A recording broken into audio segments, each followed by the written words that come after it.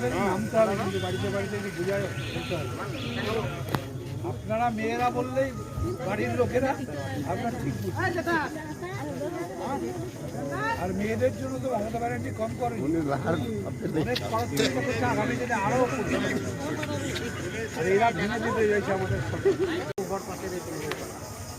ঘরে উপকার। সরকার এখান থেকে এই মানুষটা যদি আবার জিতে যায়, তাহলে আবার পশ্চিমবাংলায় 100 দিনের লোকের যারা কাজের মজুরি পাওয়ার যোগ্য লোক, তারা টাকা পাবে না, আবার বন্ধ হয়ে যাবে। আবার যাদের ঘর পাওয়ার যোগ্যতা আছে, এই গরিব মানুষগুলো ঘর পাবে না। এখানটায় স্কুল কলেজ সব আবার পয়সা দিয়ে করতে হবে, এবং তারপরে দেখবেন আমাদের সরকারটা ভাঙার জন্য যেভাবে ষড়যন্ত্র করছেন ওনারা আন্দোলনের নামে, সেটাও আপনার আগামী দিনে তারা করে ফেলবেন এই সুকান্ত বাবুর নেতৃত্বে।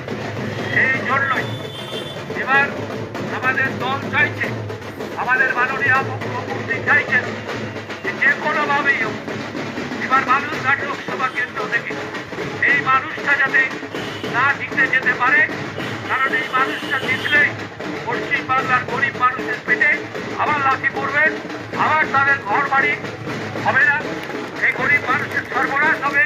সুতরাং এই মানুষটাকে এবার হারিয়ে একদম বাড়িতে বসিয়ে দিতে হবে। উনি যেখানটায় চাকরি করতেন, শিক্ষকতা করতেন, সেখানটায় যাতে ফিরে যেতে বাধ্য হয়। আজকে সেই জায়গাটাই আজকে আমাদের দল চেয়েছে, আমাদের মুখ্যমন্ত্রী চাইছেন, এবং সেই জন্য তিনি নির্দেশ দিয়েছেন যে আমাকে দাঁড়াতে হবে এই লোকটার বিরুদ্ধে বালুরঘাট লোকসভা কেন্দ্র থেকে। এবং আমি আজকে তার নির্দেশে দক্ষিণ দিনাজপুর তথা বালুরঘাট লোকসভা কেন্দ্র থেকে তৃণমূল কংগ্রেস দলের প্রার্থী হিসাবে আমি এই মানুষটাকে পরাজিত করে বিদায় করার জন্য রাজনীতি থেকে আমি দায়িত্ব নিয়েছি।